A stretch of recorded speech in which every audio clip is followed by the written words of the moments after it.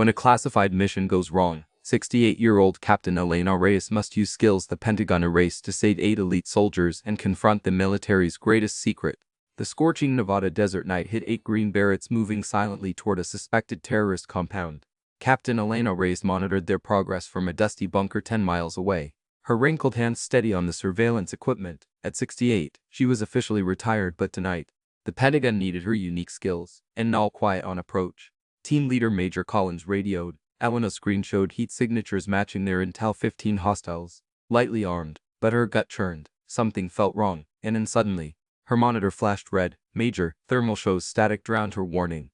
The compound erupted with muzzle flashes as 50 armed figures emerged from hidden tunnels. Trapped in crossfire, the team dove for scant cover, and in Elena's dead its old training kicked in. She activated a vintage satellite Uplane tech she'd helped design in the 80s that modern jammers couldn't touch.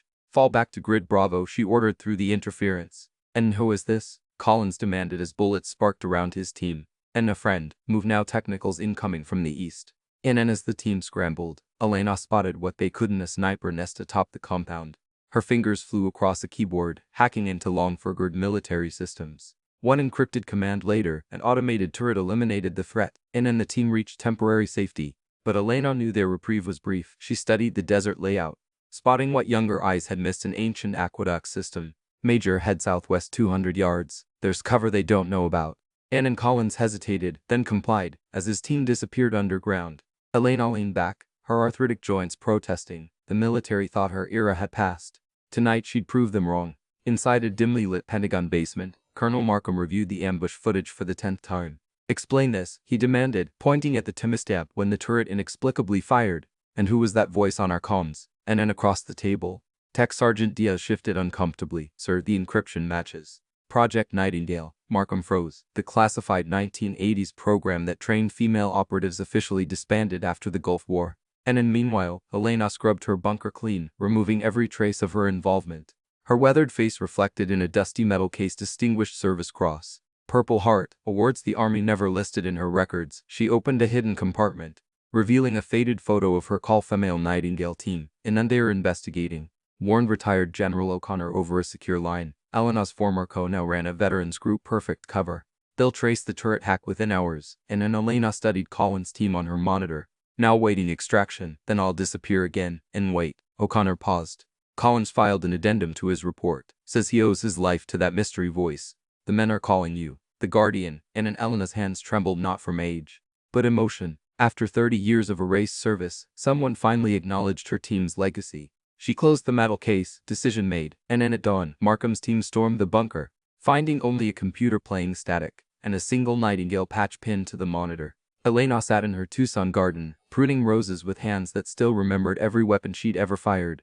The news played nearby. Pentagon denies existence of alleged female operative. She smiled grimly. Let them deny. And then her phone buzzed with an encrypted alert. Green Beret Team 7 ambushed in Syria. Young soldiers, their comms jammed, just like Nevada. Elena hesitated, watching a hummingbird hover, then grabbed her go bag.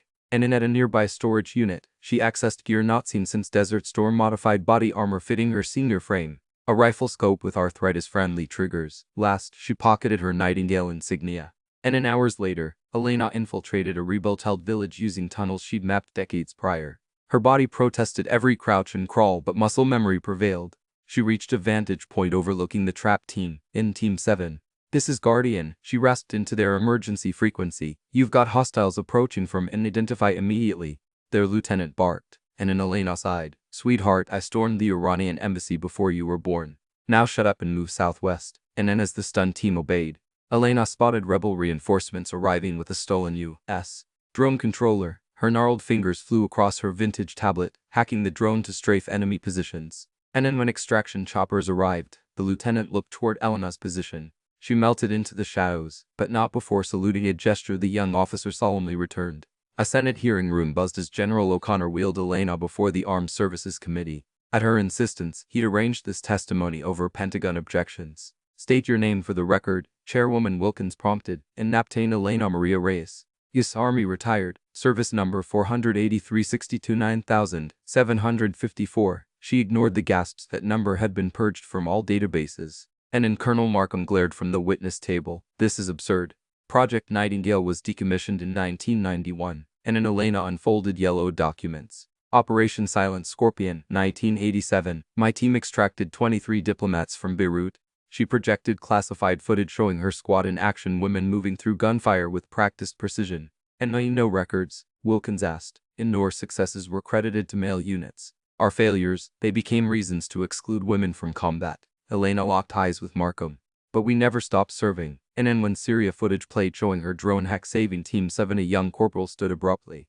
That's her, the Guardian. And then as applause erupted, Wilkins silenced the room. Captain Reyes, what do you want? And then Elena rose painfully. Medals glinting, not recognition. A promise audit current female recruits. The next Nightingales are already here, don't make them wait 30 years to serve fully. And in that night, Pentagon servers received an encrypted file every Nightingale mission, meticulously documented, Elena's final gift to the soldiers who'd come after her. 5 years later, Elena watched from the stands as the first all-female Special Forces team graduated, their new insignia bearing the Nightingale emblem. General O'Connor nodded to her discreetly from the stage. And that one's yours, isn't she? A young lieutenant pointed to team leader Captain Nguyen, who'd broken the Army sniper record, and then Elena smiled. We all stand on someone's shoulders, dear. And then after the ceremony, Nguyen approached. Ma'am, they told us about Project Nightingale. We named our team the Guardians. She offered Elena a new patch. And then tears blurred Elena's vision as she pinned it beside her faded original. At the reception, young soldiers clustered around, hungry for her stories, their respect undimmed by her age. And in that night, Elena visited Arlington's newest memorial, a simple plaque to the Nightingales first to serve, last to be honored. She laid roses from her garden, then straightened her spine, offering a final salute, and then a sunset painted the sky. 2 Guardians on night patrol spotted her. Without a word, they snapped to attention, honoring not just a soldier, but a bridge between eras. And then Elena walked away slowly, her medals jingling, confident the future was in good hands. Somewhere, a new generation of Nightingales was already rising, no longer ghosts, but warriors the world would know by name.